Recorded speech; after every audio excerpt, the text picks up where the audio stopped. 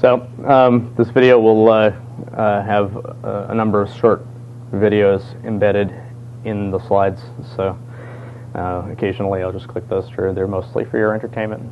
Hi, my name is Christien Rioux. I'm the chief scientist and co-founder of Veracode. We are a company that specializes in automating static analysis of binaries and solving the sort of application security in the cloud problem for people.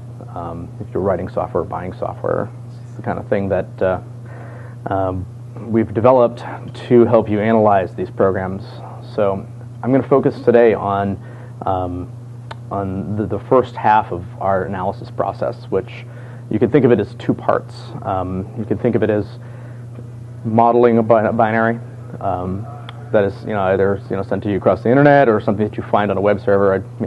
Use your imagination about where you get the binary, but modeling that and decompiling it to a point where it is semantically understandable by a human being or by an automated scripting system that can analyze and use data flow and control flow to actually search that program for characteristics or flaws or quality problems or whatever you actually want to do.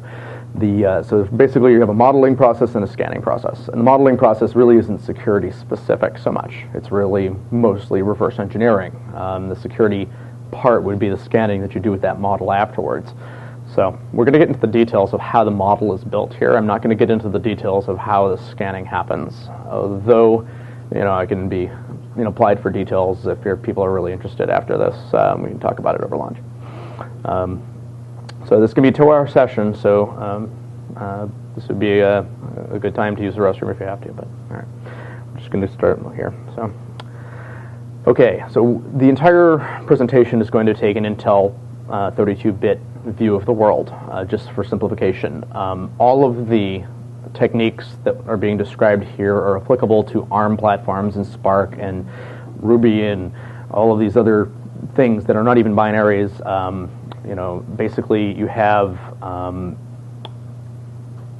when you design a system like this, you have a lot of choices to make. I chose to make the system retargetable and resourceable, which meant that I had the ability to take an arbitrary platform binaries on the input and produce arbitrary source code or scannable output on the output. In the middle, I have a single intermediate representation that I get to manipulate, that transforms the thing from a low-level representation into a high-level representation. Now, if you're taking in something like, say, Ruby, you're not going to be doing this kind of process. You're going to be doing a very different kind of process, but it's the difference between compilation and decompilation. We're going to focus on the decompilation pipeline. We're also going to be taking a C++ bias in the slides today. Java is very much an easier decompilation pipeline. It has the unique property of being verifiable, which gives you many qualities that make decompilation easier, like if you have a use of a variable at a particular spot, you have a guarantee of its type based off of the path that that you've taken through the stack to get that variable in the stack. There are many characteristics of verifiability that make decompilation a lot easier. C++ actually has very few guarantees, but there are some that come from the compiler, and we'll talk about those because they're actually very salient. They're very important to the actual understanding how decompilation is possible at all. C#, very similar to Java. So the research here has taken me about 5 years to develop and about 5 more to get right in terms of implementation. So it is kind of a hard thing to do.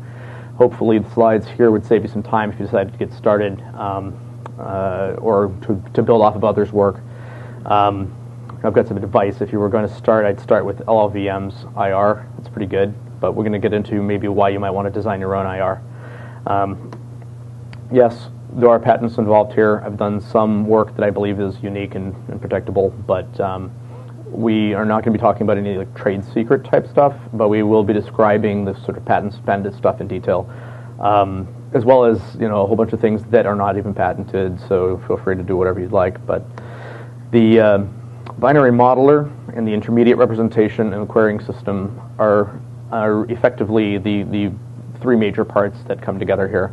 The modeler has as its inputs a binary and all of its dependencies, potentially symbols and other development files that you may have laying around, anything that you're able to collect about the program, and basically a set of environment information. And environment information is things like a description of all of the Windows headers. In Win32, you'd have all of your DLLs and then all of the header files in the Windows SDK. That is a whole bunch of things you're not going to be decompiling. We concern ourselves with an IR. An intermediate representation means different things to different people. In many compilers, you'll see that there are many different kinds of IRs. You'll see abstract syntax trees, register transfer languages, single static assignment trees. If anyone's ripped into the GCC source code at all, you'll see all of those different things as different phases in the compiler. I've chosen a single IR that is capable of representing low-level and high-level semantics. That way, I have the ability to represent both at the same time during the decompilation process.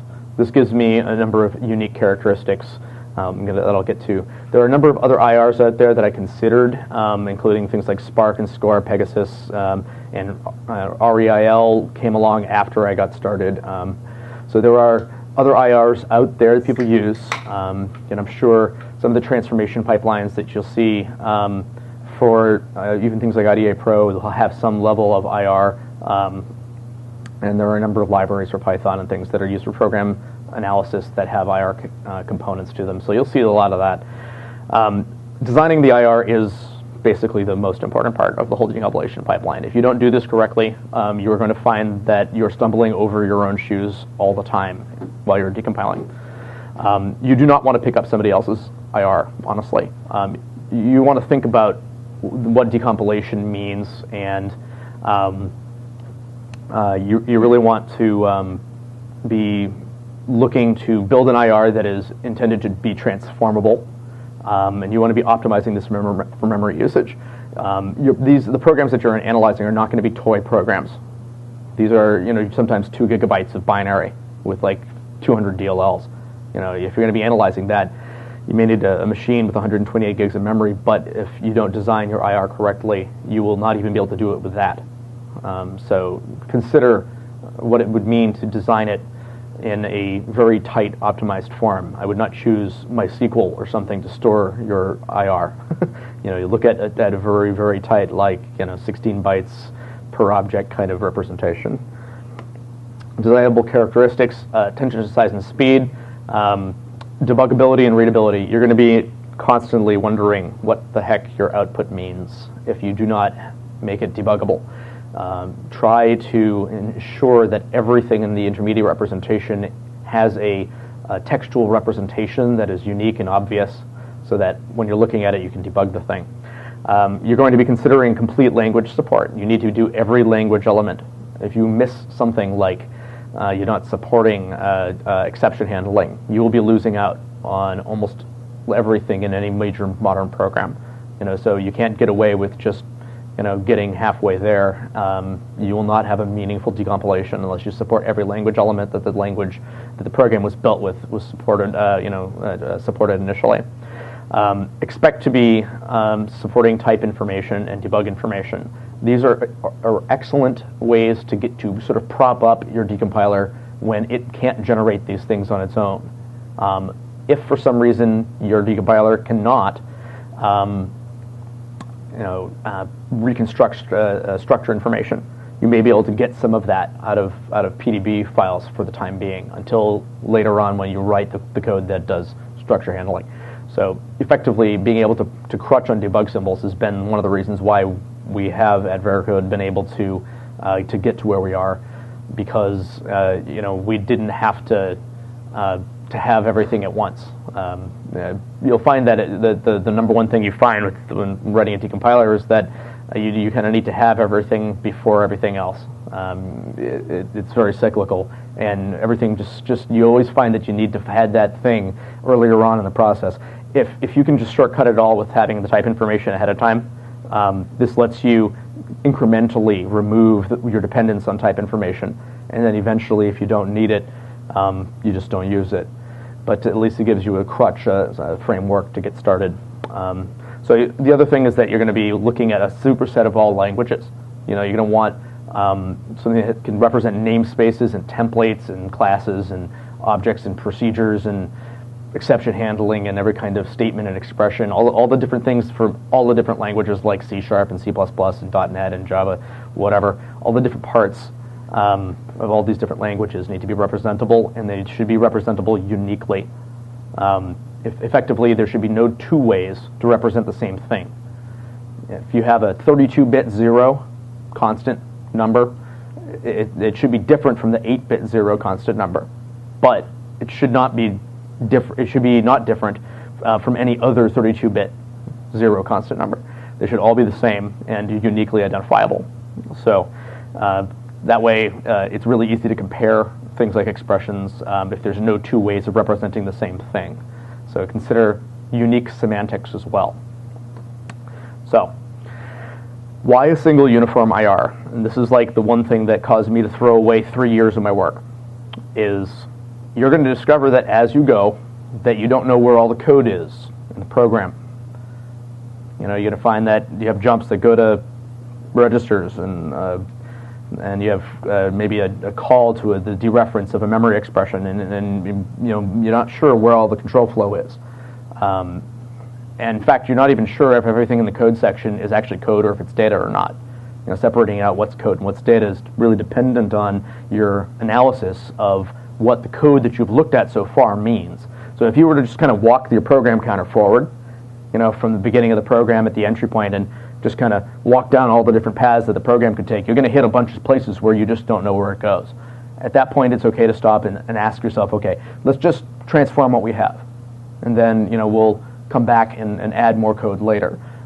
This means in order to do that, you have to reconstruct type information, because that's what the compiler knew about at the point that those indirect control flow operations happened. So you have a jump or a call to an indirect address. A jump is usually a switch statement, but that's usually easier to handle. But a call to like an address, like an EAX or the dereference of EAX +4 or something, to understand where that goes or how it goes to its potential targets, you need to understand the type information of the object that is being represented by that dereference. So you're going to end up having to do the decompilation of everything that you found before you can go do more code discovery and find where those call targets go. So you can't find all of the code and then do the decompilation. You have to find the code, decompile, and then say, hey, look, now that I've got more type information, I can figure out where these targets are going, and then kind of feed it all back to the beginning. Now, if your intermediate representation, if you use multiple IRs in the process, you'll have thrown away the process at the beginning. You'll have thrown away the first IR and built a really complex high-level IR. And then you'll discover that you need to go back and add more low-level stuff. Now that you found you can't do it anymore, because your high-level IR that you're using can't represent the low-level semantics anymore. So what you want is an IR that can represent low-level and high-level things at the same time. Otherwise, you're going to be constantly throwing away your work and going back to the old IR all the time.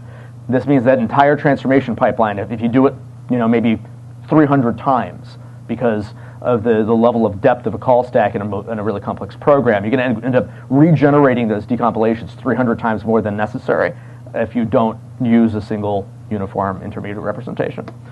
So the IR itself should look like a tree with internal linkage, and it should be a direct parent-to-child relationship.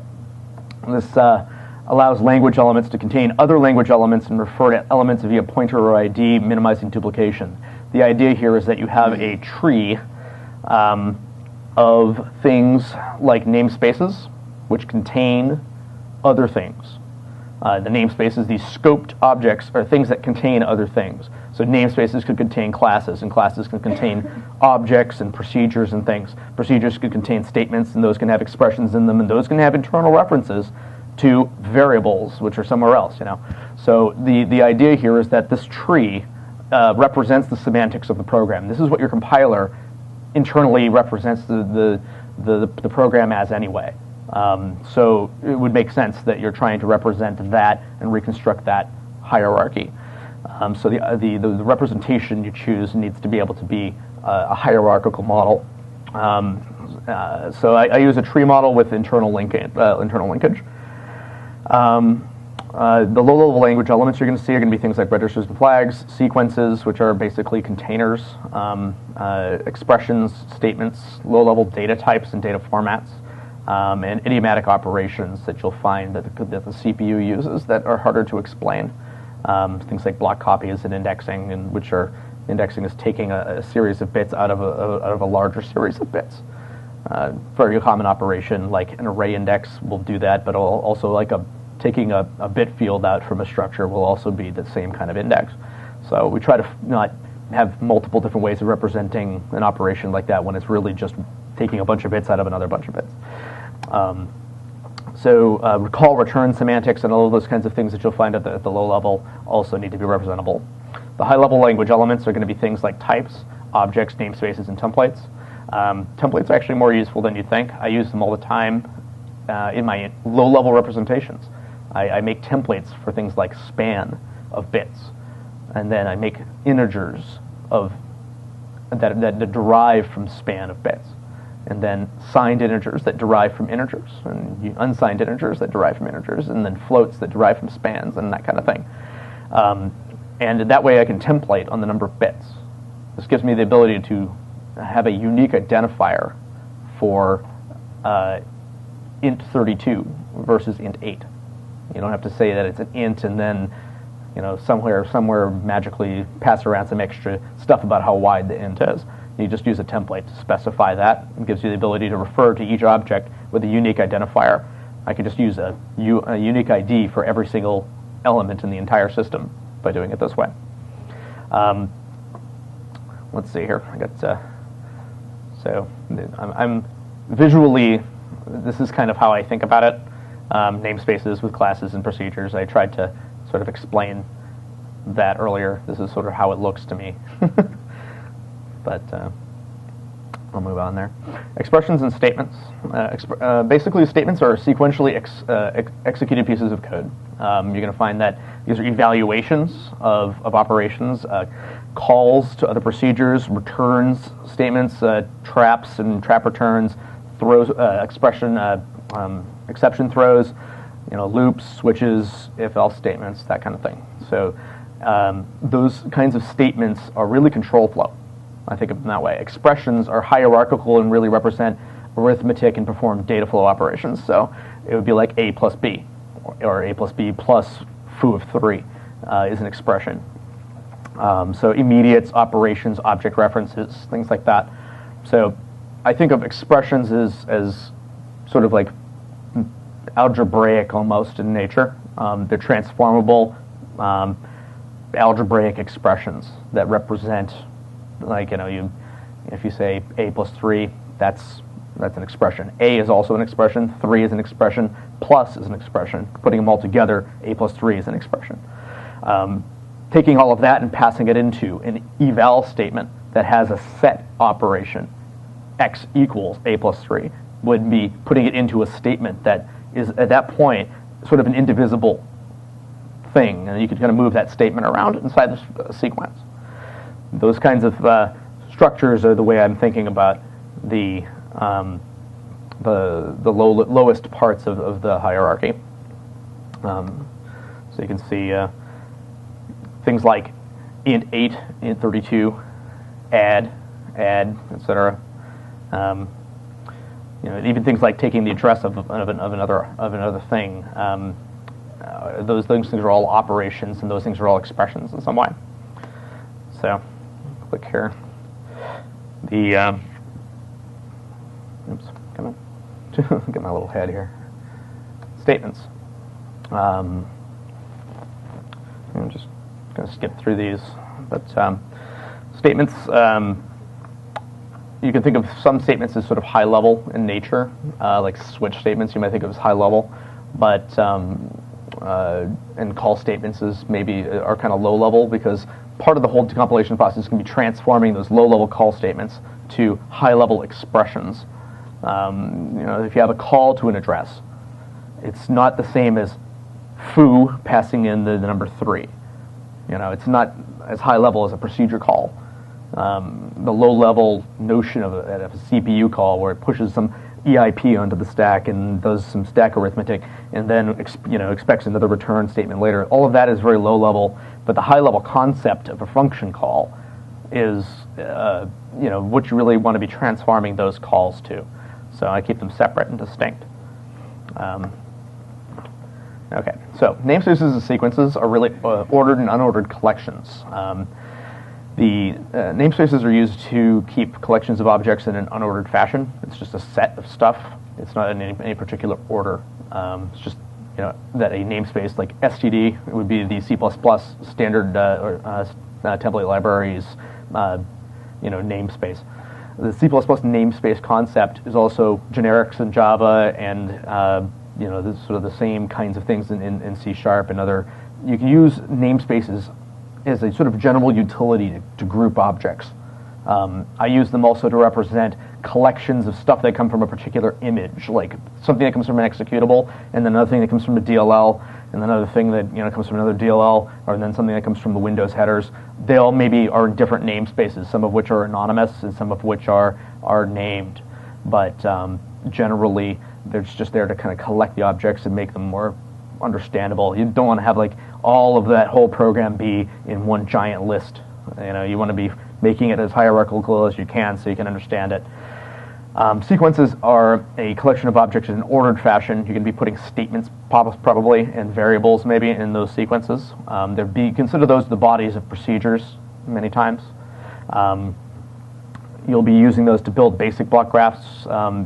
Series of different statements would be collected into maybe a block in a general graph of a program's control flow.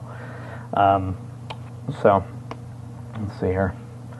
That's a namespace. Would be like exactly the way you'd see it in C++, and then it's unordered, and then sequences are exactly what I described there. Okay. So objects and types are the next thing here. Objects are effectively instantiations of types. So they're things like variables, procedures, and registers. They're actual real things that you can reference in a program. They're things the CPU will see probably when it executes the program. They have the property that they all have types. So variables have a type. Procedures also have a type. Registers have a type, but it's generally pretty low level and basic and simple, like a span of bits, for example. Types are things like classes. The classes are a type of a variable. Prototypes would be the type of a procedure.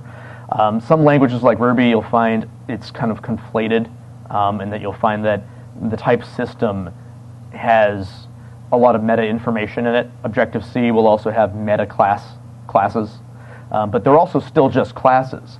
So I use classes to represent those things. The concept is the same. The hierarchy here is that, let's see if I have a better example on the next page here.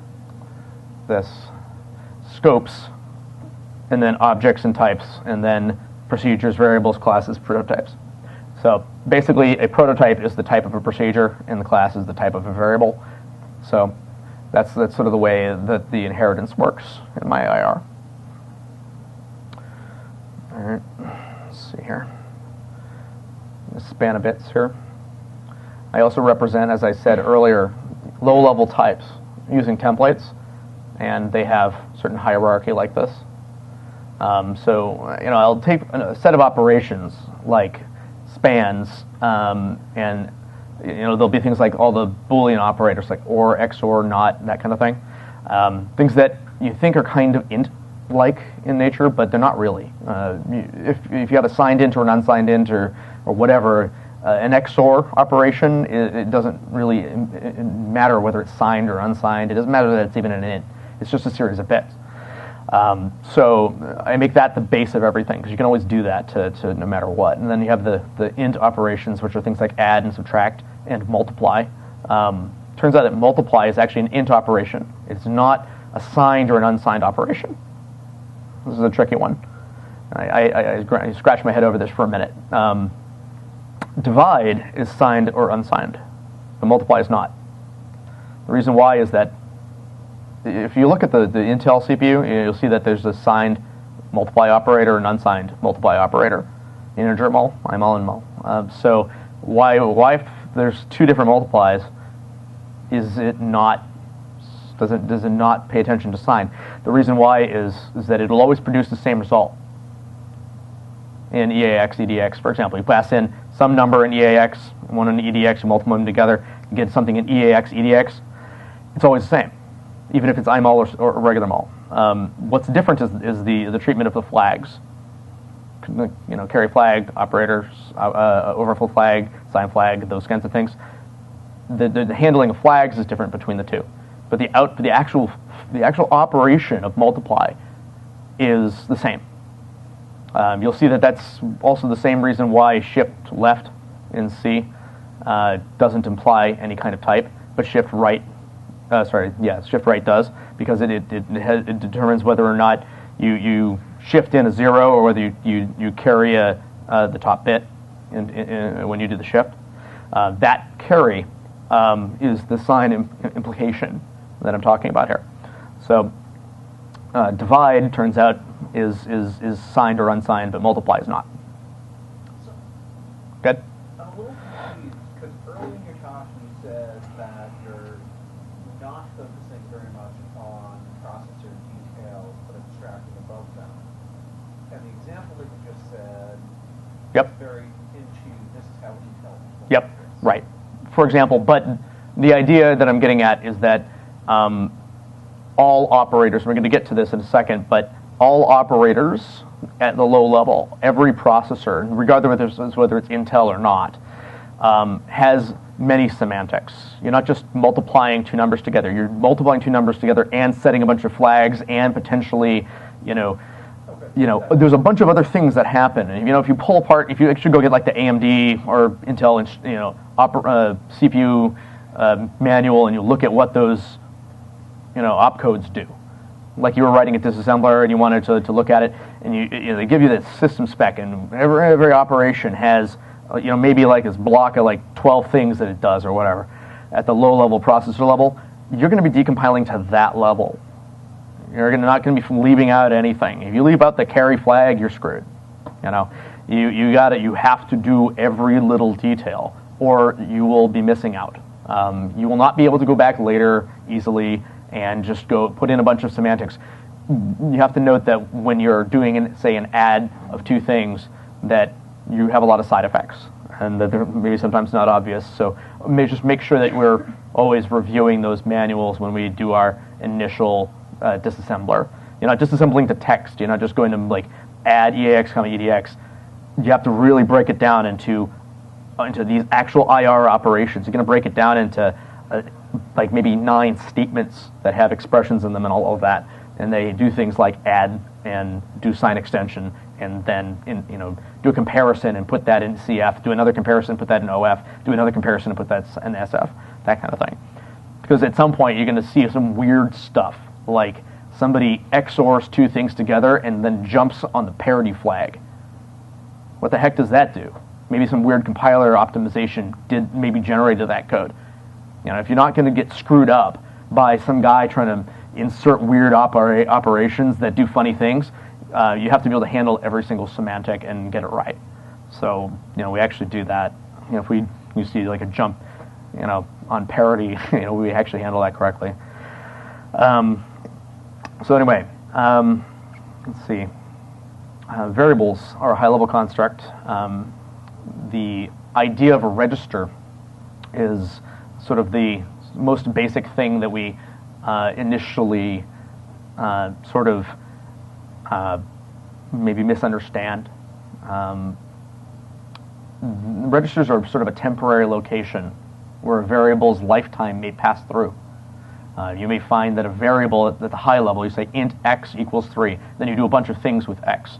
It may be that the variable gets put in a register and then put in a stack variable and then back in a register and then pushed onto the stack and then later on it's cleaned up or something like that.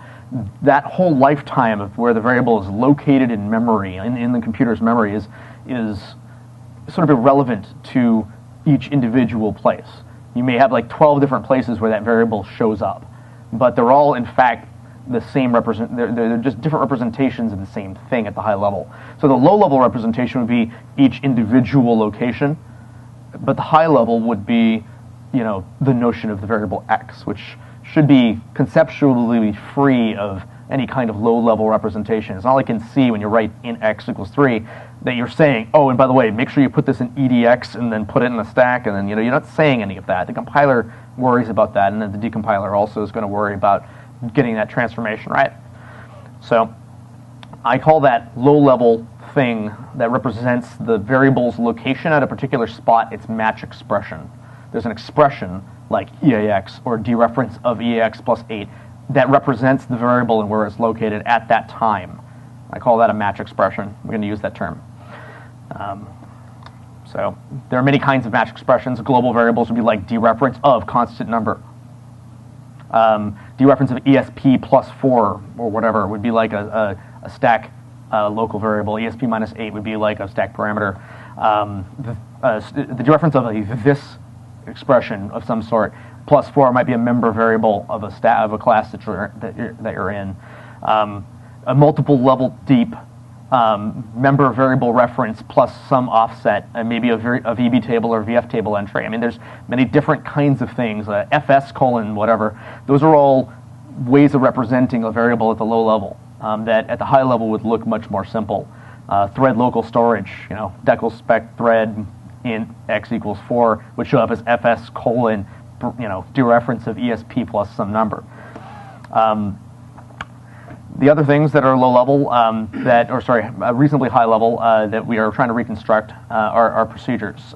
Procedures are functions, C and C++ functions, for example. They're the basic unit of interprocedural control flow, and they're effectively guaranteed to exist semantically by your compiler. So this is one of the things that we're going to be using to our advantage a lot. We're going to note that the output of a compiler is what I'm defining as the input to a decompiler for the time being.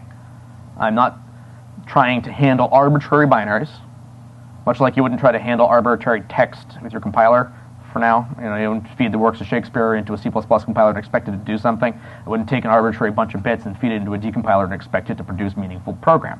So try to imagine a more simplified thing where the input has some rules that it's adhering to. The thing's got to run first off. The program, if it doesn't run, you don't care about it that much.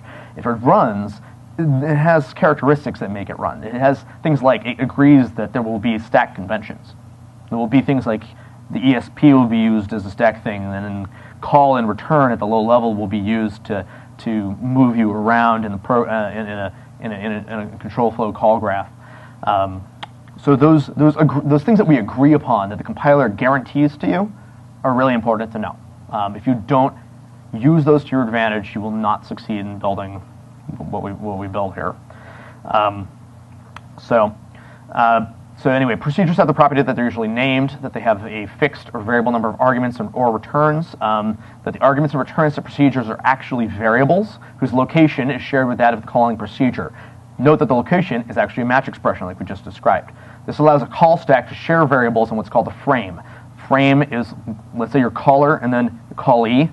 You have certain amounts that overlaps. You basically put a bunch of stuff into the frame, and you make your call and access stuff in your parent frame. So variables that exist in the caller, you're able to access through this interprocedural control flow process. ESP, generally, the stack pointer, is used many times, as well as registers and things to pass things, from one procedure to another. Go ahead. So in the spirit of making your IR compass a superset of all useful languages, Yep. Do you sometimes run into some additional details here when you're supporting maybe slightly more exotic things like closures and coroutines? Yep. If you wanted to represent those things, generally you'll find that the compiler's notion of a frame, for example, let's say we were looking at an Objective-C program, and it had a block being passed in or something like that, and that's actually like a lambda, which is a block of code that is kind of a free-floating entity. You find that the compiler actually represents those things many times as procedures at the low level. They'll just take a block of code, stick it over there, and they'll make a new block and say, here's an anonymous chunk of stuff, and we'll reference that. And what it'll do is it'll put the block's lambda closure context as an extra parameter in the a hidden parameter in the things in the argument list. So you'll have maybe in C++ the this object, if you would, the object that you are currently in, that you're a member of. There's a this parameter that's magically added by the compiler. That's not a closure context, it's an object context, but it's the same idea. A closure context would show up in the same way. C++, Objective-C would define that with what's called just a block descriptor object internally. And so you define that as a structure, say, that's a class. It has certain fields internally used by the Objective-C runtime, and you just make that the first parameter pointer to that, and you're done. So now you can represent that using the notion that the compiler is going to guarantee a certain representation. The Objective-C runtime has to actually run the program. That means that there's not a whole lot of different ways that can be represented. It's either one way or it's not. If you represent it some other way, it doesn't work. The runtime crashes and everything dies. So we're going to talk about variabilization in a little bit. Variabilization is the mechanism by which you take a low-level representation of a thing, all of those locations of a variable's, positions on the stack and whatnot, and turn them into a high-level variable notion. That also is the same time that we're going to discover what variables are used interprocedurally across a frame. So that's where you're going to find your arguments and your return values. Things that are used before they are defined are arguments, because they're defined in the caller frame. If you define something and then later on in the caller those things are used, downward exposed, if you would, then you're defining return values. So that process, I call it variabilization.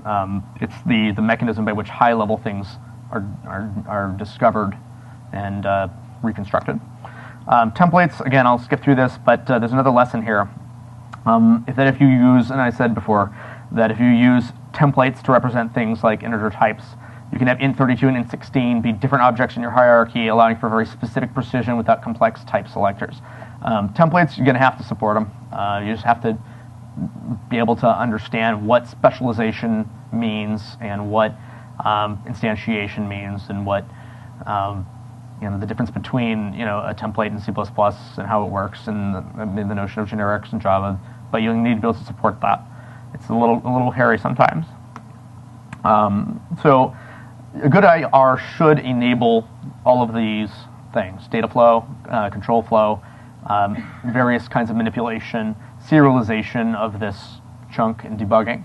So if you have like this whole thing that you've built, you need to be able to serialize it out to disk. You don't want to do a 36-hour decompilation, because this can take a while in a big program, and not be saving it out to disk occasionally. It'd be a bad idea if you couldn't just pick it up from where you left off.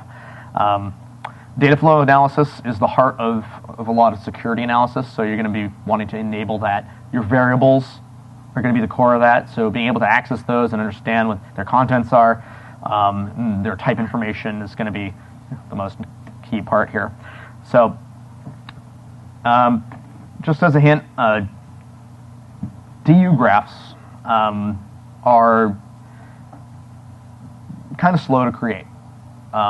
They could be fast in some scenarios, but if you do a lot of creation of data flow graphs, you're going to find that that's suddenly the slowest part of your decompiler. So I'm finding that the best semantics here for me, the best way of doing it is to batch editing to your IR. If you're going to be recreating a DU graph all the time, if you're going to be modifying your intermediate representation, you're going to be updating that DU graph as you do it.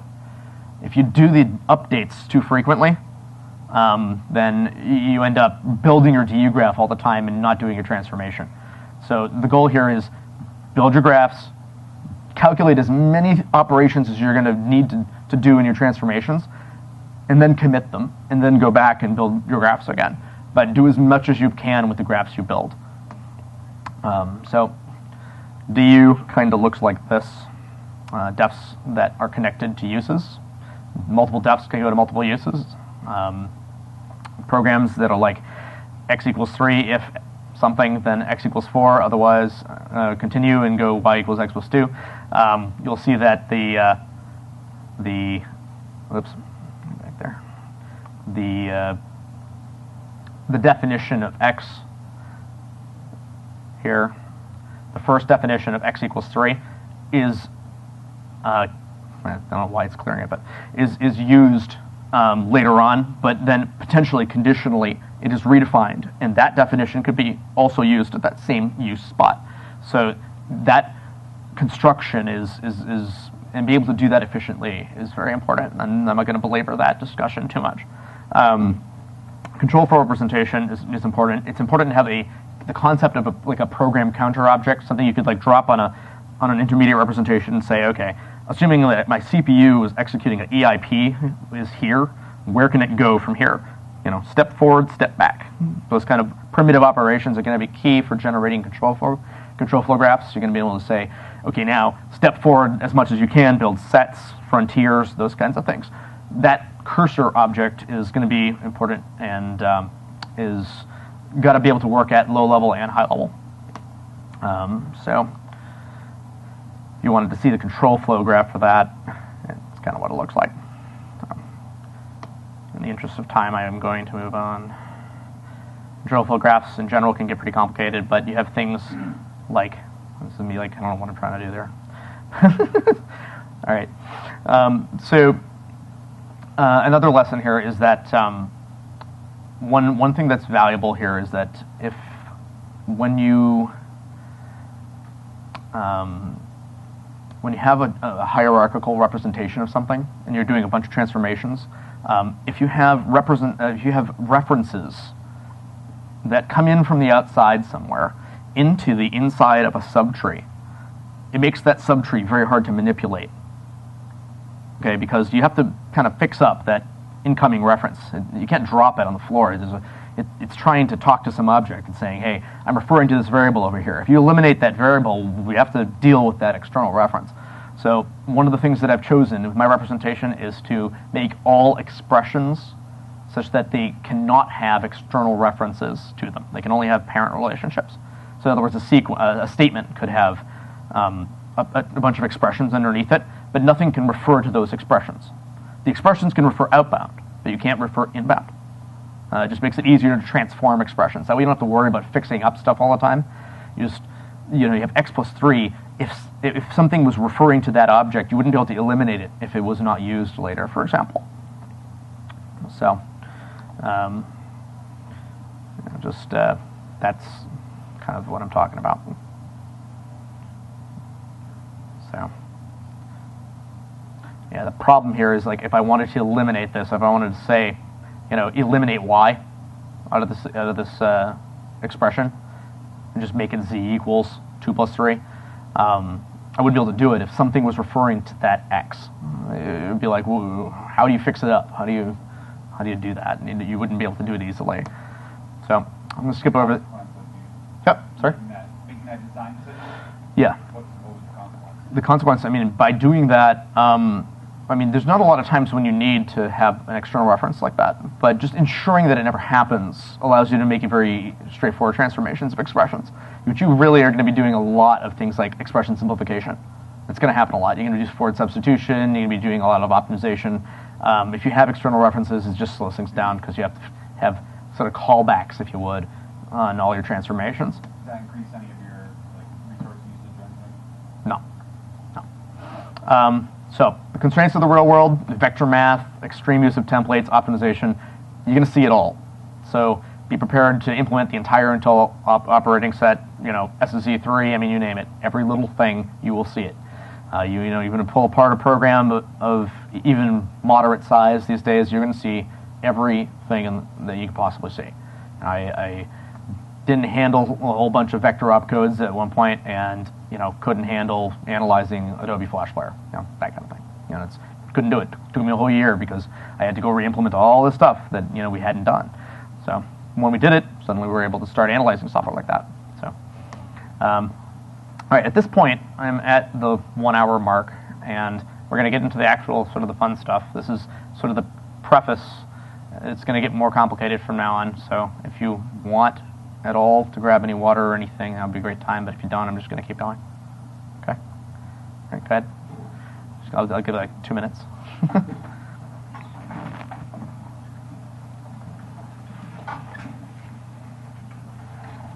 like the Shakespeare analogy. Oh, yeah.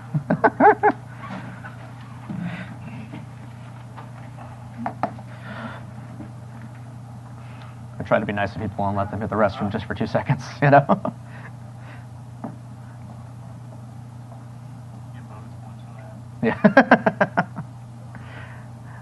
Don't worry, we're gonna get to some. There's gonna be pictures and stuff. It'll be happy in the next section. I got some demos of the thing actually transforming binaries. So I can actually look at some real world examples. A lot of fun.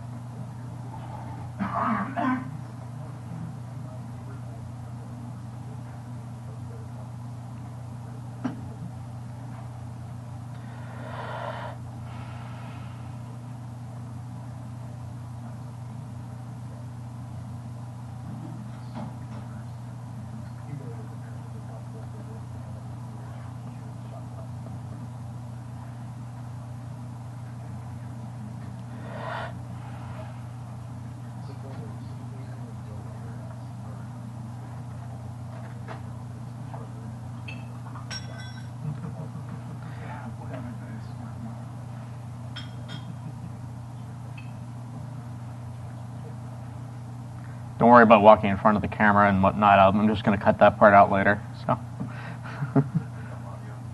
no. But if you make faces into the camera, yeah. Well, I'm going to put that stuff right on YouTube.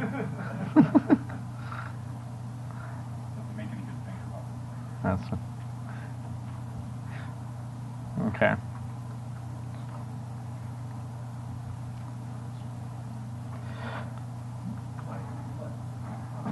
All right, I'm just going to get started. Not everyone's back yet, but I'm just going to start anyway. So.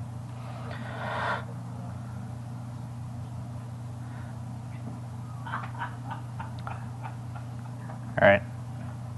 All set, guys? Okay, so the next lesson here is that compilers make assumptions. The assumptions that they make are absolutely essential to being able to perform the transformations. You need to know that things like the stack goes backwards on x86. I mean, those kinds of compiler and processor level assumptions are things that you need to know, and assertions, if you will, are things that you're going to need to know. You're going to need to understand those.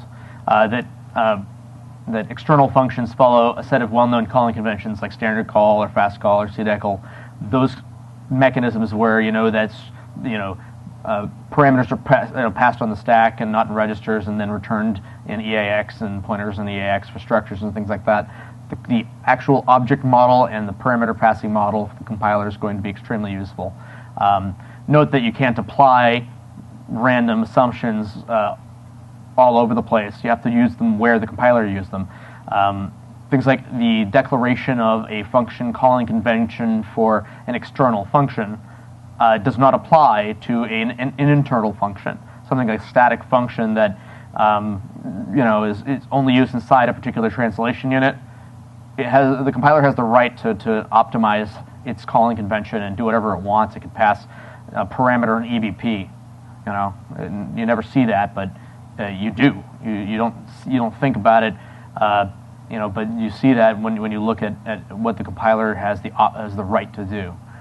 The contract that it has with the world is only that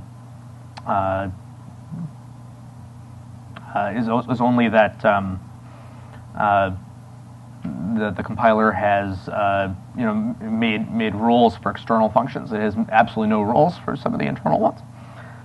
So, inputs for the modeler.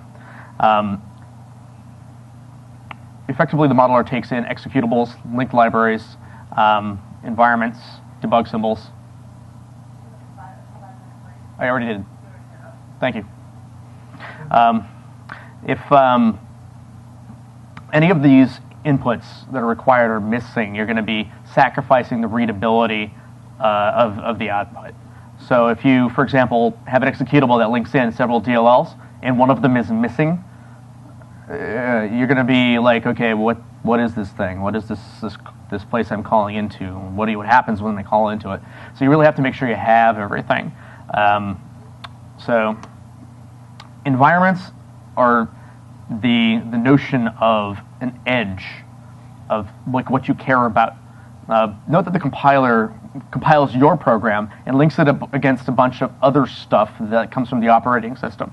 You didn't write the Windows kernel, but your program links it in. Well, you might have, but if you've written maybe 20% of your program and linked in another 80%, there's this field of stuff that we care about when we're decompiling. We may not want to decompile beyond that realm. There's that edge. Now that edge, if you're going to stop decompiling at that edge, you need to have type information on that edge. much like the compiler couldn't link in a DLL with a function like create file or whatever without linking in windows.h and all of its appropriate bits, you really can't do the same in a decompiler without having some type information on the edge so that you know where to stop and then what it means to stop at that point. Good? So doesn't this really complicate data flow analysis? Or Yes. for instance, saying, You bet. I'm putting this boundary here because here we track the kernel. Yes. And the kernel's going to change my state in an unknown way. That's correct. So for data flow analysis, if you're going to do, say, a security analysis, and your control flow or data flow goes off into space, and you're like, boop, you have to have some kind of concept of what the data flow, like maybe a summary or some understanding of what that data flow is, so that you can understand maybe if it comes back into your programs through some other means or whatever. At Veracode, one of the things we've done is we've actually gone through and analyzed all of the things that you link in.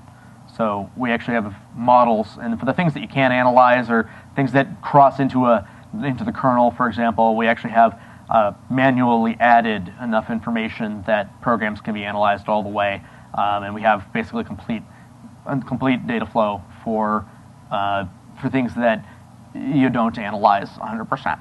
So if you're analyzing Java frameworks like Spring or whatever, or Hibernate or whatever, and you have written your program to use those things, we need to have models for those frameworks too. Turns out to be like the major problem for static analysis is actually making sure that all of the frameworks have the proper data flow information associated with them in their environment. So basically we take these frameworks and these extra things that we don't decompile, and we make environment files that have this DU and data flow information in them. By actually generate them by passing them through the decompiler actually, and then having scripts that analyze those things. So it ends up we need to generate that stuff. Again, we're not really going into the process of DU analysis and security analysis, but in the actual decompilation pipeline kind of doesn't care what happens on the other side of the environment barrier. Anything could happen over there. It just doesn't matter to the compiler when it's making your program and it calls create file. It doesn't matter how create file works. That's the whole point, right? So you really don't need to know for the decompilation part, but you do need to know for the analysis part. This is why decompilation is totally possible, but an analysis of arbitrary programs might eventually reach halting problem levels. So you do have that. Environment compilation basically looks like this for MSVC. You build a list of DLLs, find all the header files that the compiler would use to link all those things into your code, and then you compile the header files into your IR format. You actually have to build a C++ compiler. Good luck. Take LLVM, for example. Make it output your IR format. Don't write your own C++ compiler from scratch. You spend all year doing that instead. All decade doing that instead. So then you end up pairing up the objects that are in the DLL's exports by signature. So effectively you demangle the object exports and line them up with the IR stuff that you compiled from the headers. So if you have like some weird mangled name or an external name like underscore fprintf, you can take that, search for it in the IR tree, find it, and be able to pair up the exported address of the DLL with the actual IR object. Now you can put those things together, and anytime you see a call to fprintf, you know that there's an IR object that you could be calling instead. That's the kind of thing that we're looking to do. If you have a C++ class that you're calling, some standard library function, some std allocator, yada yada, that will have some funky mangled name. You have to make sure you understand how to parse that mangled name format and reverse it. The undname does that. C++ built does that. You're going to build one that does that and actually can create IR objects or search through them if they don't exist, or if they exist already. Be able to search and find that particular function and then match them up. That's a lot of reverse engineering because it's not documented, but it's not hard to do, turns out. Modeling pipeline. Front-end environment loader, data flow transformation, data flow optimization, control flow transformation, and then optionally some source generation.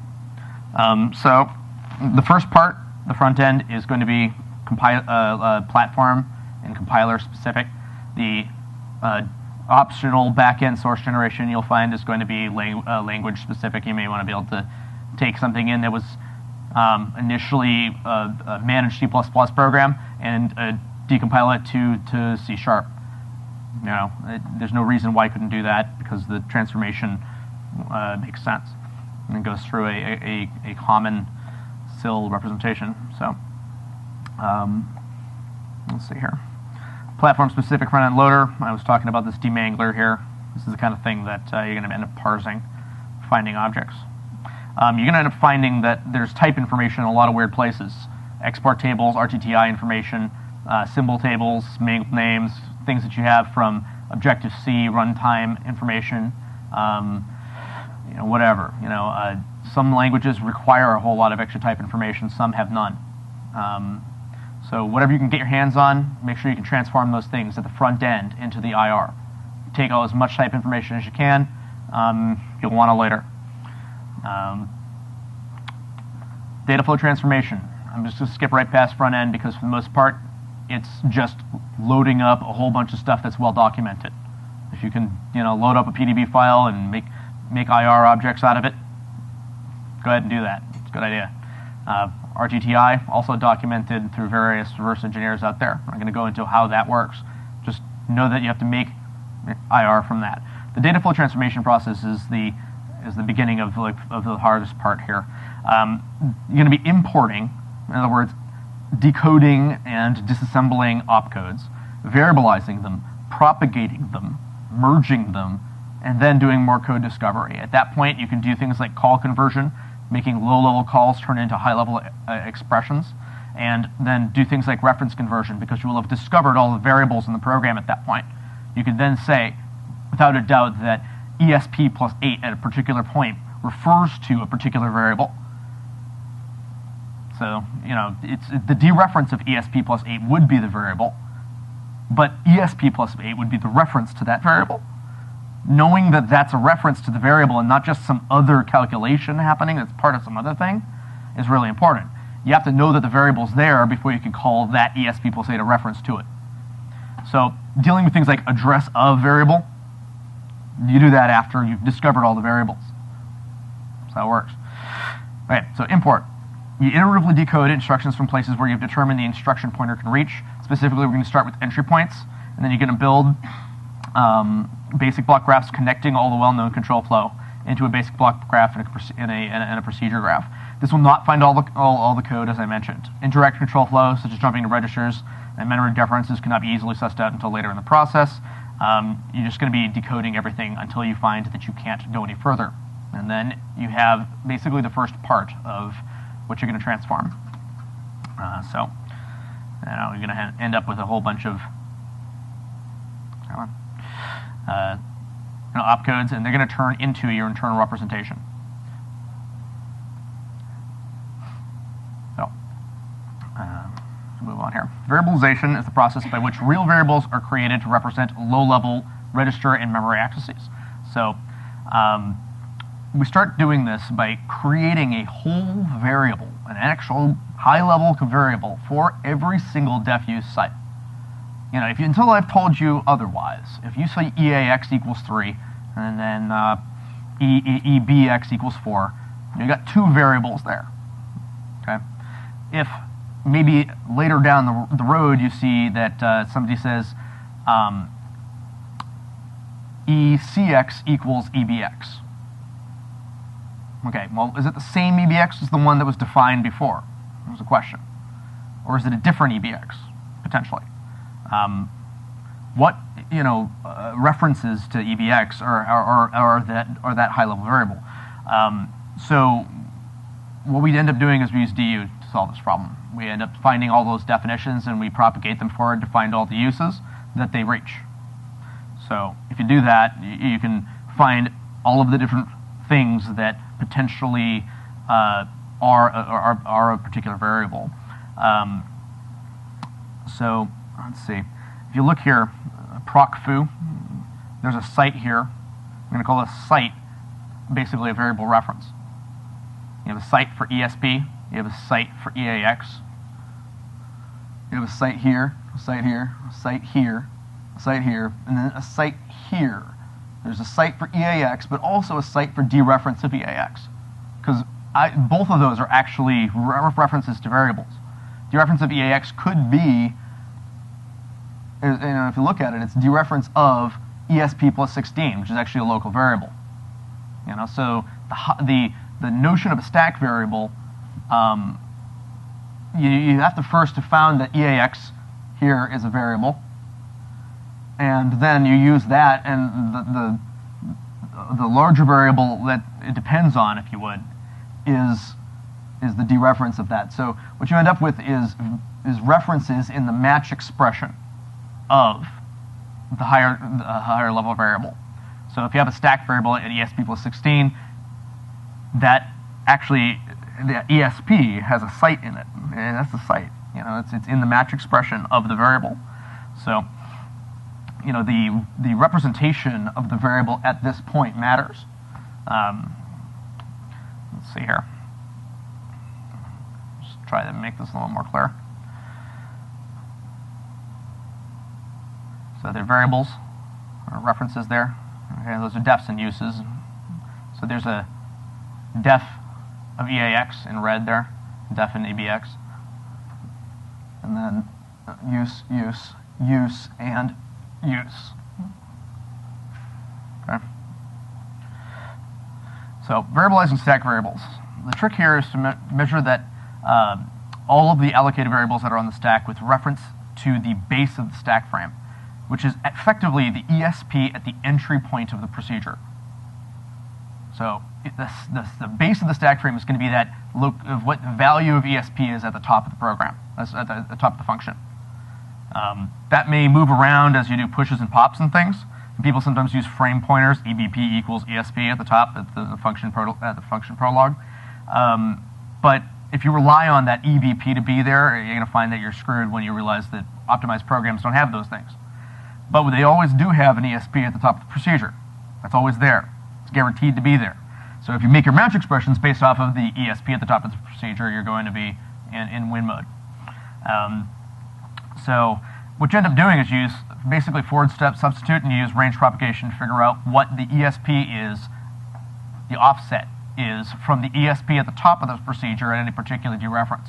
So if I see ESP plus 8 dereferenced, it matters where in the program it is and what the value, the offset of ESP is from the ESP at the top of the procedure. If you've moved it around a whole bunch with pops and pushes, you're going to find that it's not really ESP plus 8, it was actually ESP plus 16 if it was ESP at the top of the procedure.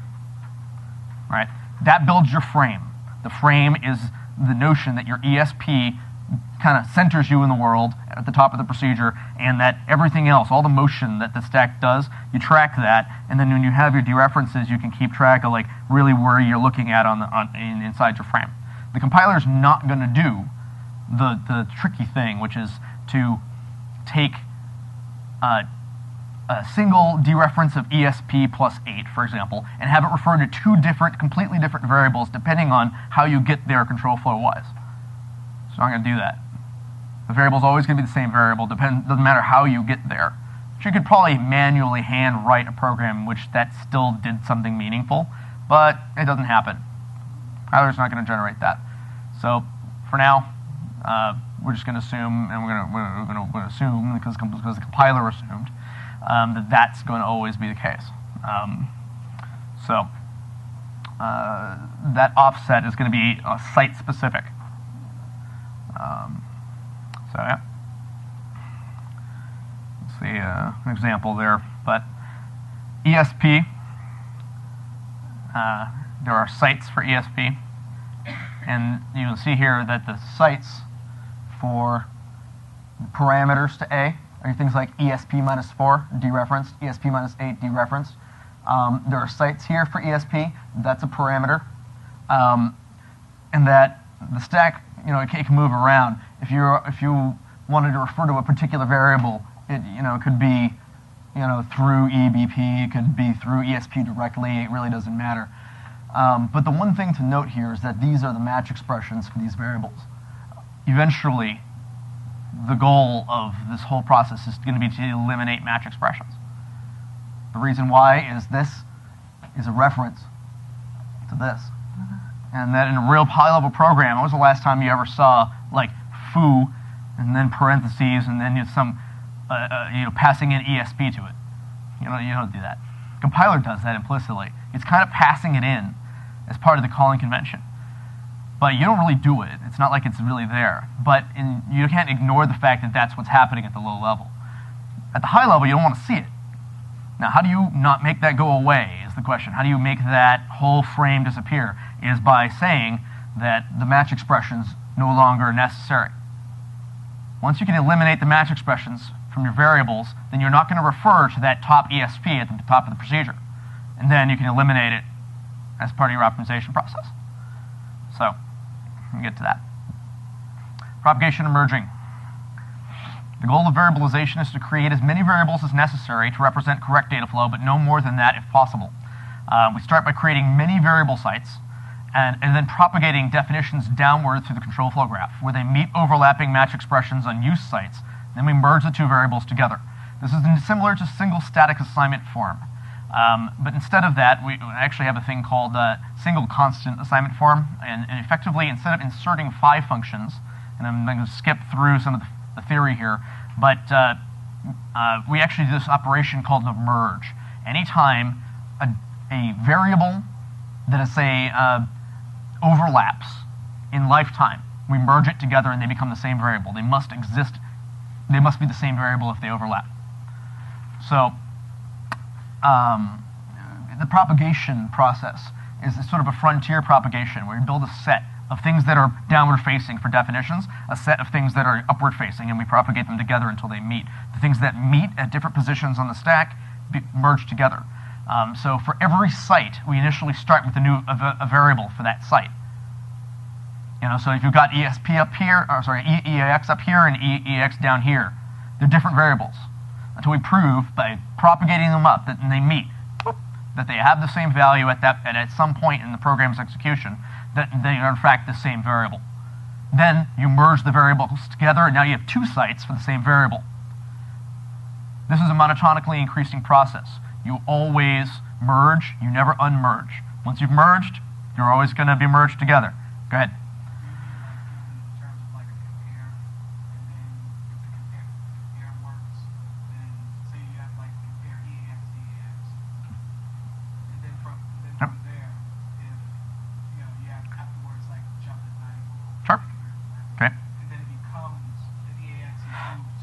Somewhere else, right? That's where you would just take what the EAX equals at that point and just forget about everything else prior to that. Right. Well, what happens is, okay, let's add another definition here. No pun intended. When you define a variable, it also kills any other previous variables in that same location on the stack, for example, or in the frame that you're in, or at that match expression, effectively. So.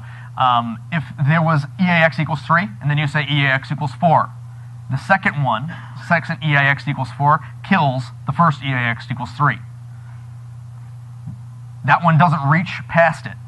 It's only the EAX 4 that gets to reach downward. So when you're doing your propagation downward, you keep a set of live bits. And then when you have a definition, maybe of 16 bits of a register, now you've got 32 bits, EAX equals 3. And then let's say, do AX equals 4. Uh-oh. Now, what does that mean? It means that you know that the top 16 bits are actually the first variable and the low 16 bits are the second variable.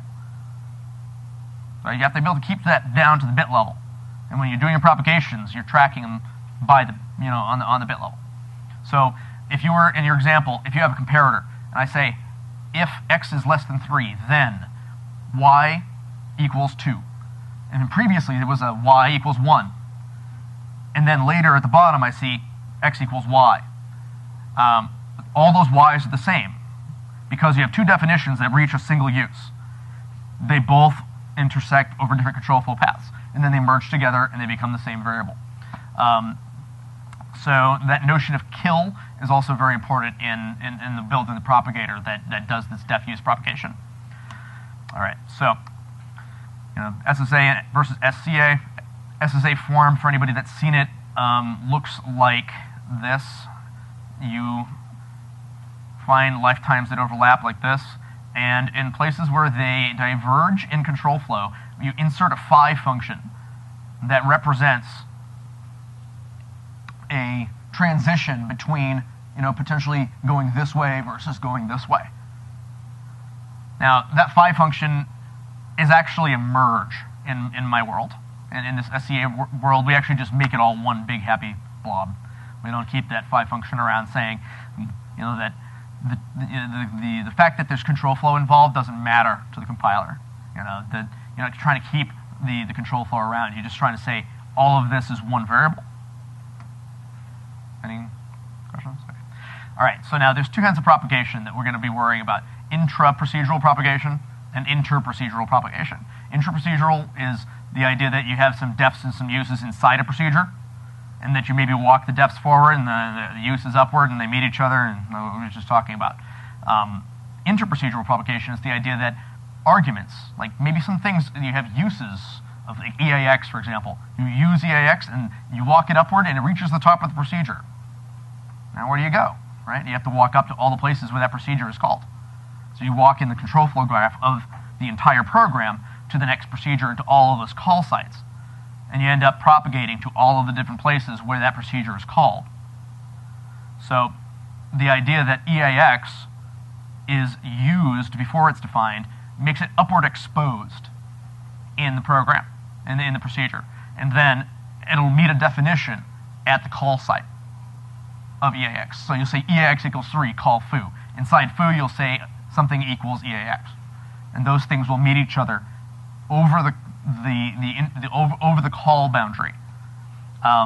This is really straightforward for registers, but it's not so straightforward for things like procedure calls for stack variables. You're going to find that the stack's location, the offset of ESP matters, because the variable that you're looking at is going to be potentially defined in the frame of the caller at a different offset for every different call site. So you have to be able to do that same ESP offset calculation when you just do this. It's called a frame translation. You have a variable in your called procedure, and when you propagate it upward, dereference of ESP plus 8, you propagate that upward, and then maybe, or ESP minus 8, if it's a procedure parameter. You propagate that upward, but maybe it's not ESP minus 8 in the caller, obviously. It could be like, ESP plus 160. So doing that frame translation means that you're translating from the call ESP to the caller ESP. So that's the only difference, is that you have to be able to translate cross-frame boundaries. This involves range propagation and doing a substitution and an arithmetic simplification for all of the different match expressions, for all the variables that you're propagating from one frame to another. So when things merge interprocedurally, they become arguments or return values. Now this could happen over the course of multiple call level depths. You could have something used in a procedure, and then upward exposed, and then through its caller, upward exposed again without even being defined into the next caller. You define something, it could be passed, theoretically, it can be defined here, and then a couple procedures down in the call stack, it can be used. And then it suddenly becomes a variable in all of those frames as it propagates. So, basically it's this.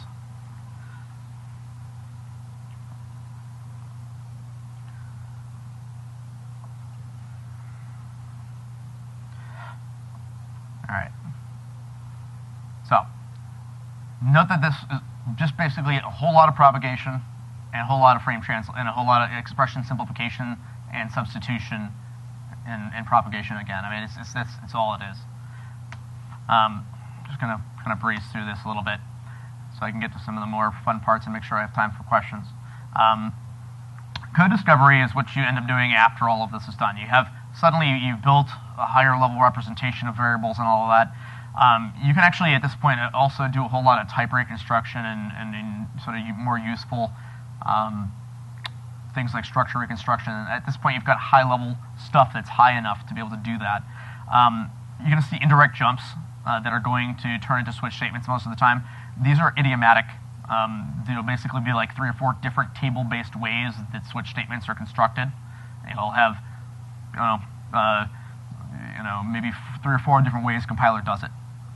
Study that and make sure that you have a way of representing it.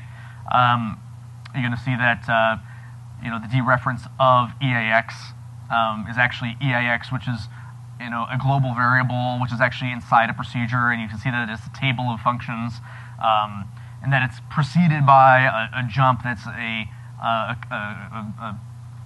if EAX is greater than 10 and basically less than 100, then dereference this table. That's like one way that a switch statement would be represented.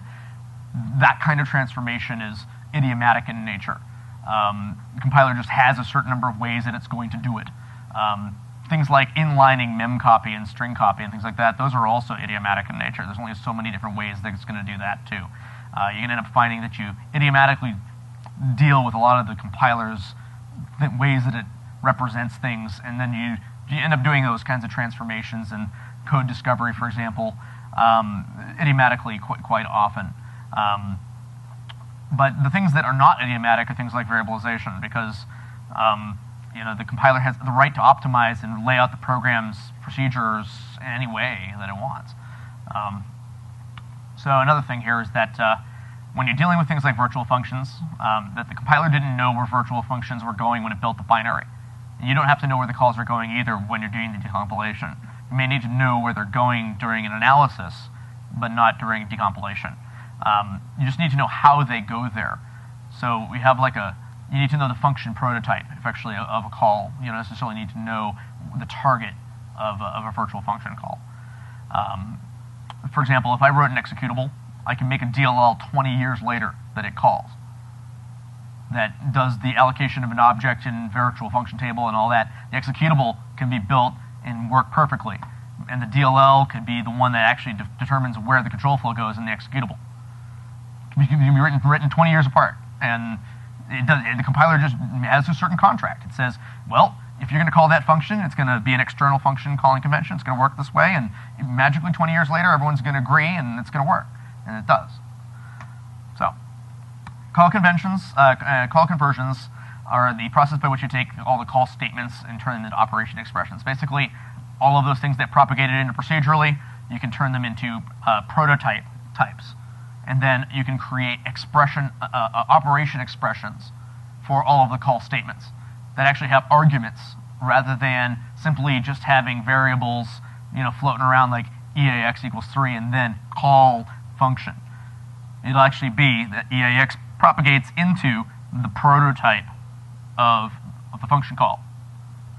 And then you can just hook that up and just say it's actually foo of 3, for example. So, like that. Okay? Looks like that.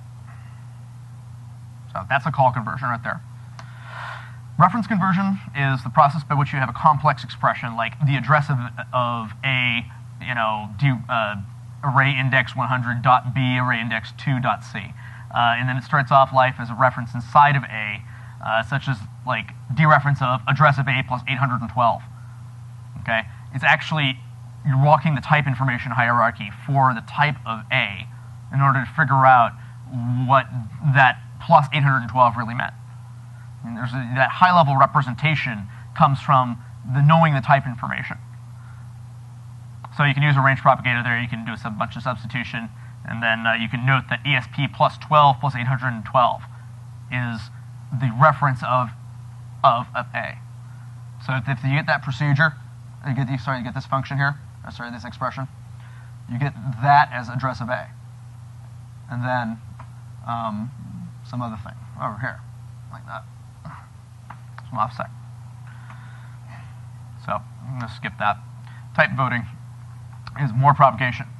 The idea that that there are loose types in the system. If you have just like a register, EAX equals 3, you don't know what type EAX is. If you say EAX equals some variable, then you kind of want to type EAX to be the same as that variable, or at least a little bit. You can say that that's a vote, that EAX should be the same type as that variable. If you know the type of the variable, then you know what EAX kind of should be. Another way of saying is that you're trying to eliminate casts in the system. There should be as few casts as possible. So the goal of a type voting system is to balance the types for loose variables that don't have real types of their own, so that they minimize the number of types in the system. Sorry, minimize the number of casts in the system. You're trying to avoid having to insert casts all over the place to make types coherent in expressions. So I'm not going to belabor that one too much. So yeah, if if here B and C are potentially a signed int or an unsigned int, and then you're doing an int operator, what does that say about A? Is it signed or is it unsigned? You don't really know. You just know that it's an int, at least. But if the operator was a multiply, well, then I guess it's an int too. But if it was a divide, then it would have to be a signed divide or an unsigned divide. There's no such thing as just a divide. It's one or the other. So at that point, you'd be picking. At which point, if you picked signed, you'd be dividing a signed number from an unsigned number, and you'd have to insert some kind of thing over here.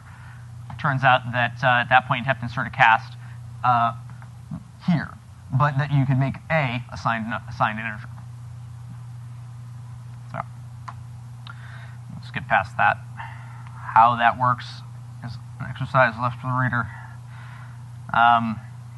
So data flow optimizations. We're going to breeze through this a little bit, then I'm going to give some demos of this thing actually working. I've done some recordings of the software that I've written on my desktop, and we're going to pull apart some programs and actually look at the model.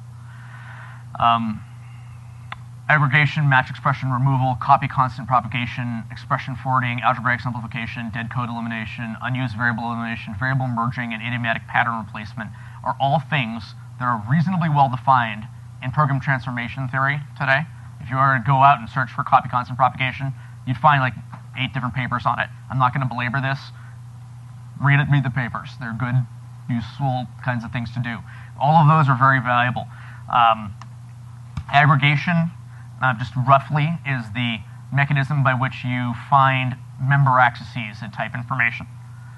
So how do you know, by the way, if you're referencing the first member of a type or referencing the whole type? Open problem. Match expression removal. At some point, you're going to end up removing the match expressions from variables. After you've merged them all together, you'll find that you have merged together a whole bunch of different variable match expressions.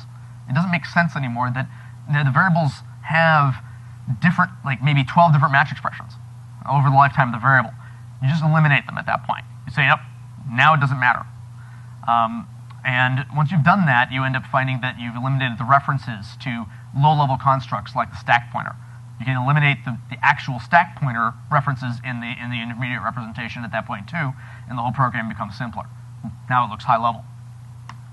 So let's get past that. Expression forwarding is literally the forward substitution. Not going to get into that, but it's just algebraic forward substitution. Algebraic simplification. If you have like a plus 1 plus 1 plus 1 plus 1, make it a plus 4. This is not really hard to understand.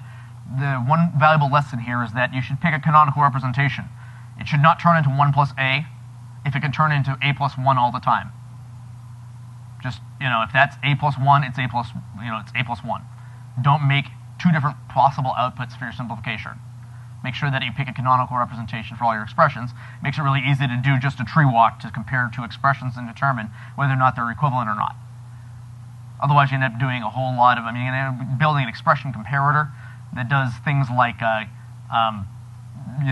distributed properties and associative and all of that, commutative. You can end up doing that stuff anyway, but the less of it you have to do, the more obvious it is when you just want to compare 2 expressions. So, variable merging, we've already talked about that. There are numerous other ways of merging variables after optimization as well. If you determined that really there's no reason, after you've eliminated your match expressions, if you just say A equals B, and that's the last time you've ever heard of B, then maybe you could just put them together and just say that they're all the same variable, just make all B's A's and call it good. So, again, pattern replacements, you're going to find 32-bit arithmetic done as 32-bit chunks, unrolled block copies, inline functions, architecture-specific patterns, complex comparisons, floating point comparisons, dividing by powers of 2, language-specific patterns like new and delete and constructors and destructors, allocate, static cast through virtual bases, and exception handling. I mean, those kinds of things are all things that the compiler does in an idiomatic way. It will do it a particular way, and you'll see it. It'll look a particular way, and you'll be able to say, "Oh, that's an exception handling," and you just simply replace the low-level representation with throw. So you see, the stack frame getting set up on fs colon whatever. That is going to always be the same way. It's going to be guaranteed that those things are done in a predictable fashion. So, control flow transformation. I'm just going to breeze through this, but the idea is that you're going to do interval analysis. Interval analysis is well-documented program theory. I recommend Christien Rioux' thesis on the subject. She wrote a thing back in 1994 that was a 16-bit x86 compiler that had a really good control flow transformer. It didn't do much for data flow, but it did a great job for control flow. It didn't really have a variabilizer or anything like that. But it did a really good job finding if statements and while loops and switch statements and all of that. So building those high-level things from the low-level jumps and whatnot are really the job of this thing. So you end up with this. You have these different reducible intervals. This is what they look like. Like that would be like a conditional. This thing's a loop. That's a conditional with no else. A switch, an exit, or a break, or cycle.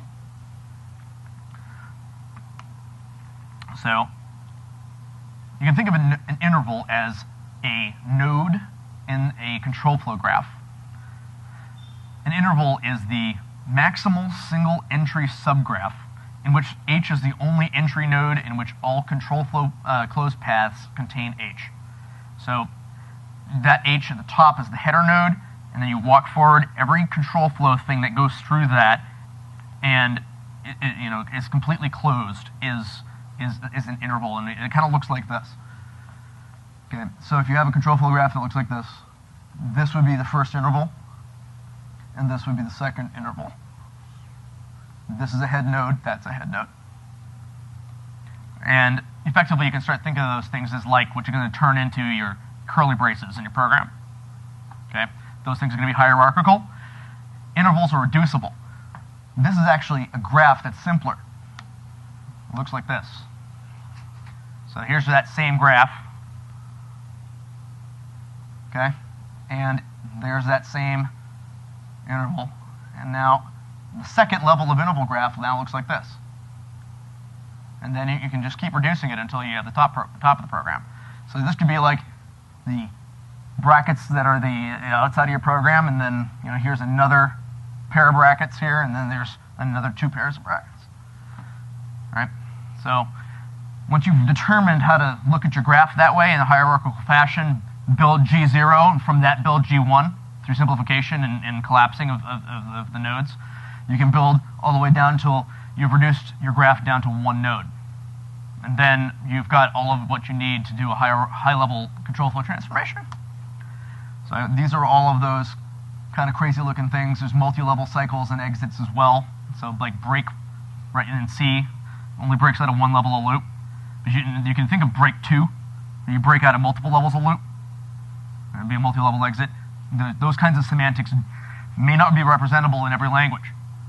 You couldn't do break 2 in C. You just can't. You can do it with goto, but it's not as a break. So it gets complicated. There's a lot of weird edge cases here. Compiler does a lot of crazy things behind your back, and you end up with a lot of strange-looking stuff.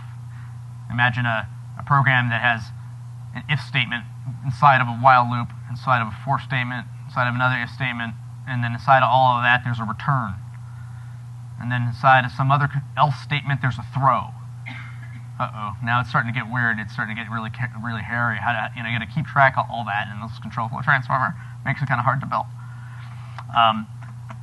Turns out that exception handling is something you want to do at the data flow stage, not at the control flow stage. If you haven't done it by now, if you haven't handled it at least a little bit, then it's going to be hard to transform it properly. You kind of want to think of it like a go-to that goes off into space by the time you get to the control flow transformer. Like a throw that goes off into space. There you go. You know, that's the way the compiler's thinking about it too. So that's the end of the slideshow. I'm just going to throw a couple demos up, and we can talk about them if you like.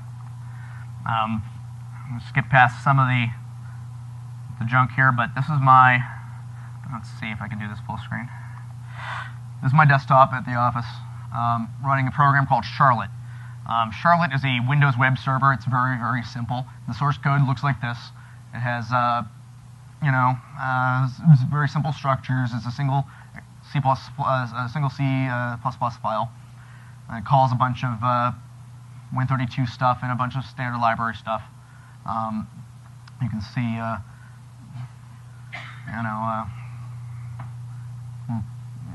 network code there. You can see multiple levels of for loops and things. This is the original code. This isn't the decompiled code. But you can see what it looks like there. It's got multiple levels of things like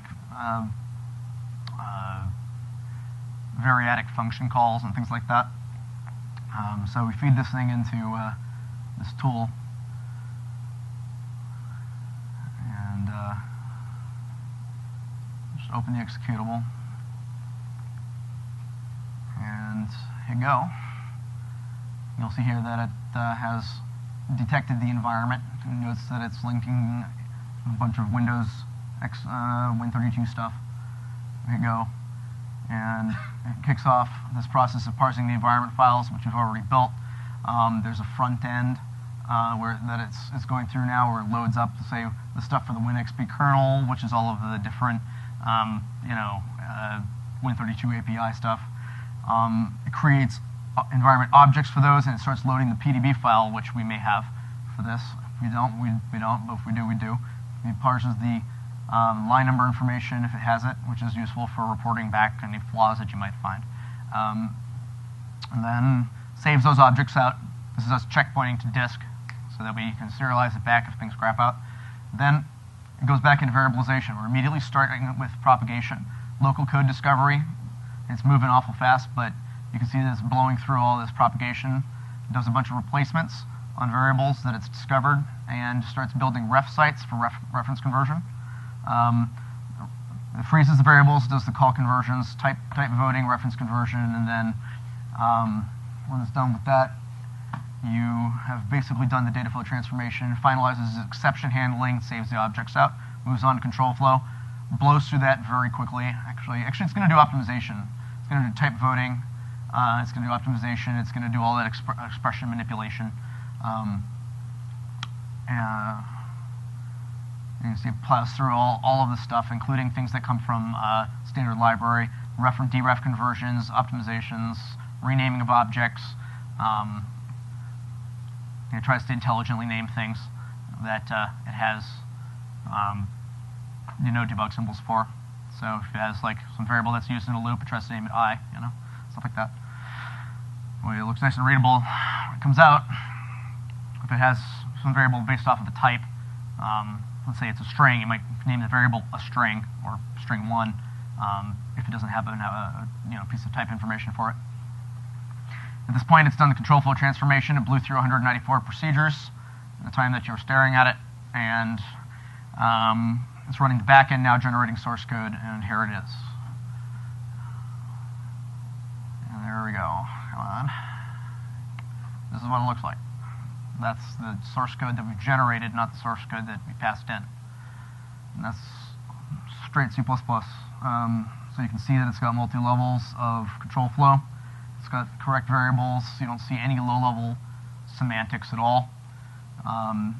It's a complete total reverse engineering of the program.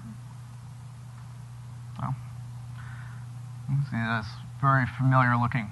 It looks exactly like the initial input.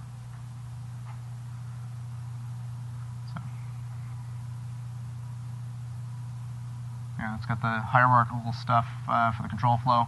You can see that it's made some certain decisions on type information that might be different, but it's got hierarchical and aggregated type information based off of types.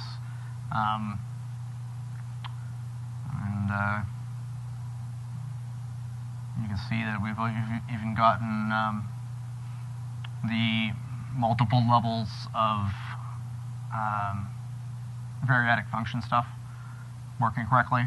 You have to do some really weird things with variadic functions. You could have a printf that returns into another printf. So then what happens to all the parameters? Like which parameters are going to which printf? You know, printf returns an int or whatever, right? Or sprintf returns an int, whatever. If that goes into another printf as an argument, now how do you know which parameters are which? Anyway, so this is an example of a C++ program getting pulled apart. Let's see here. All of the different parameters there. That's actually a function call that returns into a variadic function. And that's all done correctly. You can see some C++ stuff here going on with the operator shift left. Minor details. That's something Veracode inserts for our own taint propagation and our analysis. We actually get the right to insert random stuff into code when we analyze it, so it helps us later on when we do our own checks. We say, hey, look at that thing. It's an interesting function, you know. So that's what it looks like. So high level. Thanks. I've got a few other short ones. I'll just skip to the fun parts, but this one is full screen. This one is a tool called Tor Proxy. It's a Android APK file. So we just open the APK file directly. You'll see here that it kind of looks, this is Tor Java. You'll see this is a Java program. And this is what the initial input program looks like. So it's kind of straightforward. I'm going to go ahead and hit go. And I'm going to actually plow through the transformation process because it's not that interesting. But you'll see that it does basically the same thing as C++. It skips past the variabilization process for the most part because it's really straightforward with Java. It's really easy. You don't need to spend all this extra time figuring out what's what. You know exactly what variables are where. It's like, it's right there. So let's see if I can just move to a better part. Optimization. And saving on optimization.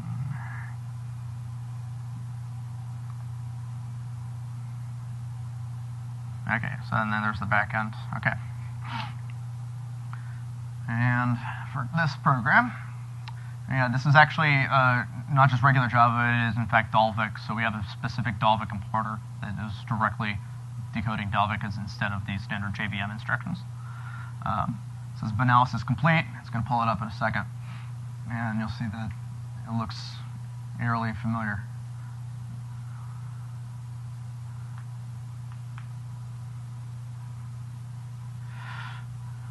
And here we go. Okay. So also, this is that hierarchy. You can see the namespaces for Java. You can open those up. You can see that there's a namespace for activity.class. You can scroll down. You can see the constructors and all of the different procedures. Those actually, that's the IR that we use. And we're talking about all that stuff is all visualizable here. You can debug it pretty easily. Everything's got its own individual ID. Everything's uniquely identifiable. And we don't leave anything out. There's a unique ID for every single object. All right, so if I go all the way down into crypto digest, take a look at a function, you'll see that looks like that. Pretty straightforward. That's the class. And then if you, let's say, move on a little bit here. Just kind of kick it over a little bit. Yeah, this is what some of the code would look like. See, it's pretty clean. You can see that the control flow transformation had, handled the exceptions and all of that. So this is what that Tor class looks like. So you can see it does the exception handling there. It's got the tries, got the catches, multi-levels of that.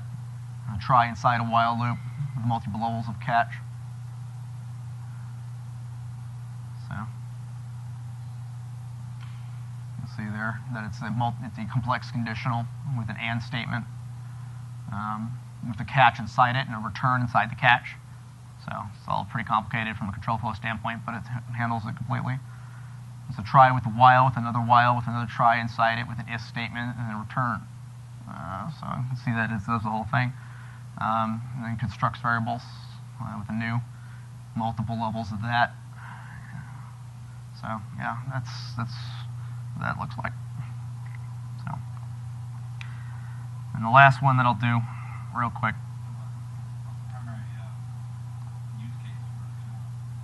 What do you mean? Like what do you guys use it for primarily? We take it in and we hit another button which scans it and returns an XML list of results. In fact, we don't have human beings do this at all. In fact, we don't generate source code at all on any production customer binaries. I gotta say that. Executables come in. What do we look for? What are you looking for? Find it, buffer overflows, SQL injections. I mean, all the OS top 10 and sans top 25 type stuff. We actually have all of this running in a facility that human beings don't even enter. The binaries come into this facility, are only decrypted briefly for a short time, are analyzed, and an XML turd pops out, goes to our platform, and is delivered to the customer in a nice PDF. That is done without any human intervention, which is the whole point. If we were to actually be looking at these things, it would be a huge violation of our customers' trust, so we don't do that. In fact, we make that part of our contract that we're never going to look at their stuff. The decompilation process generates something machine-readable that generates the results without actually generating the source code, because it never has to. Just looks at the IR, generates the results, and moves on. We have to be pretty sensitive to that. That's the number one thing we're concerned about, is the safety of those things. So what I'm feeding in here into this run, and I'll let you go, is a managed C++ program for .NET. And we're going to decompile it to C# instead of the managed C++. So the input looked like this. Just need to show you the input real quick. Let's see if I can find it. All right, well, I'm just going to hit go because it's okay. This is the input program. Is the input stuff written in managed C++. You can see the handles and the GC new and all of that stuff. And then the decompilation looks like this. And it looks suspiciously like C# instead of managed C++. It means the same thing, but it is syntactically different, which shows it doesn't have to be exactly the same language that you're generating. It's an IR that you're forming, and then you represent it any way you'd like. So anyway, that's it. Thanks, guys. If you have any questions, you can talk to me at lunch.